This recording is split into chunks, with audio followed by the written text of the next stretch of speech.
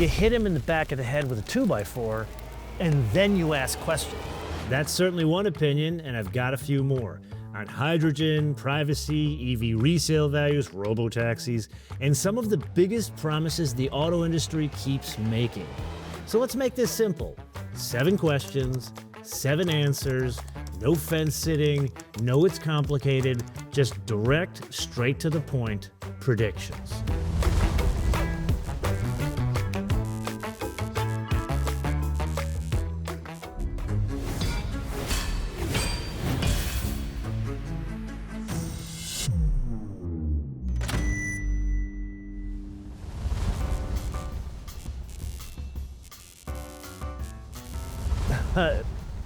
Wow, man, you hit me hard with this one. No, I don't think so. Read between the lines. Tariffs aren't a thing that is here to stay. It's again, I'm from New York, and we have a strategy, especially when you're dealing with someone in like the legal world. You hit him in the back of the head with a 2x4, and then you ask questions. That's what a tariff is. It's going into a market and saying, hey man, we don't think this is fair, so we're gonna hit you with a tariff, the 2x4, and then let's negotiate. And that's kind of what's already happening. I will fully admit, when Trump came out with that list and he fudged the numbers there, I wasn't happy. I didn't like this whole tariff garbage. I really didn't. And I'm a free trade guy, so I don't like the tariff, but it works in reverse. Why should we be penalized when we try to sell our products in their home market? So the whole point is to bring equilibrium, and hopefully we get the free trade. And that's where I see cooler heads will prevail. So I'm gonna go back to just hit him in the back of the head with a 2x4, and all of a sudden, things will magically happen.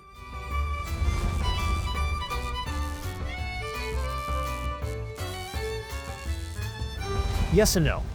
So a lot of people, I think half the internet says, I got nothing to hide. I really don't. All you're gonna see with me is like dog pictures, way too many Porsche pictures. Actually, now I'm gonna kick. I wanna get a 1979 Eldorados. You're gonna see way too many of those. Oh, and koala bears. I love koalas for some reason. So yeah, fine, look at my phone. However, there's other people like, I don't wanna give away that too much information. I think the big issue is, what are you doing with the data? Because the car companies now, they all want to get into the information business. I had a great discussion with Marcus Schaefer, who runs the research and development, which is all the information technology stuff within Mercedes-Benz. They're doing a fantastic job trying to slice and dice this. And really what he said is, look, we're taking the data to try to improve the product. We're not trying to sell you things. I think that's where most car manufacturers need to go. Frankly, everybody in the tech space, rather than try to figure out, okay, maybe I should sell this guy like koala pornography.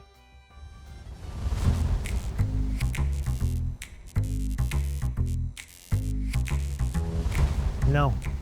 Maybe in certain places, like in congested cities, yeah, I could see that being the case in a place like London or New York City or Singapore, but tell the guy in Montana that has a farm, is he gonna take a Robotaxi? I don't think so.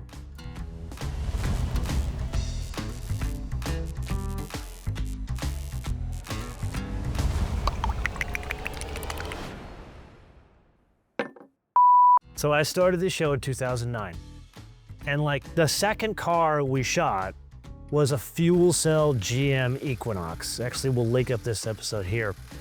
Alex Karos, who was running that department for General Motors, great dude, Greek by the way.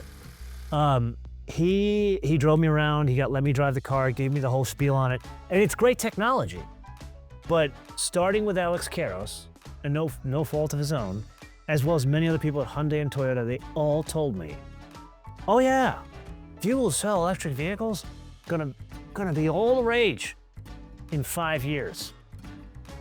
Go back and look at that episode. It's dated in 2009 or 2010. Where are the fuel cell vehicles?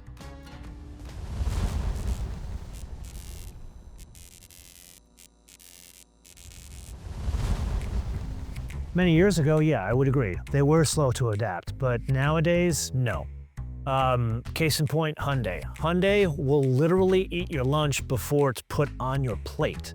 Hyundai is moving so fast that they have gone from the also-ran, like you would go to a cocktail party when I started the show in 2009, and if you were to say, hey, I'm gonna go look at the Toyota Corolla, I'm gonna look at the Nissan Sentra and the Hyundai Elantra, you would have been laughed out of the room if you said Hyundai Elantra.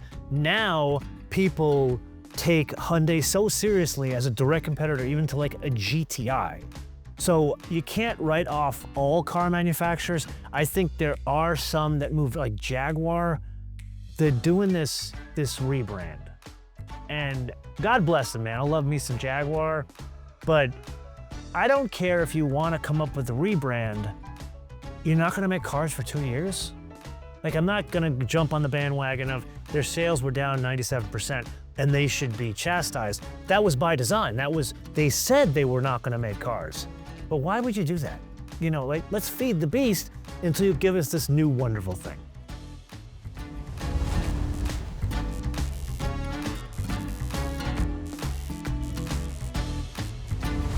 Yes and no.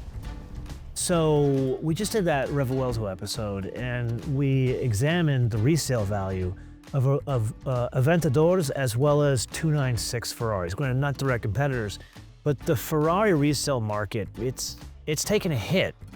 I think it's a function, really two things. Number one, electrification in those cars, and number two, they jumped the price up too much. So as a result, the resale market's not doing great. But then you get back to like the basic market. A used EV, man, whether it's a Tesla or like a Ford Mach-E, or think about any other nondescript crossover, Ioniq 5 in particular, the resale is terrible because people are just afraid. It's kind of like what we were talking about before with lawyers. You know, we don't know what we don't know, and the market doesn't really know what the use of a used electric car is. Right now, the only thing we do know is, yeah, you can get a used Nissan Leaf for $3,000, but it has 25 miles of range. That's the catch. Where for $3,000, I can buy like a 30-year-old Honda, and that would probably be more reliable.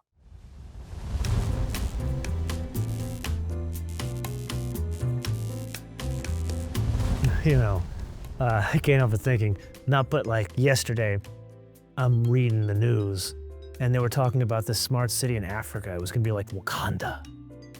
and they said they were gonna build like this huge thing. It was gonna be done in 2023 or 2025 or something like that. They built one building.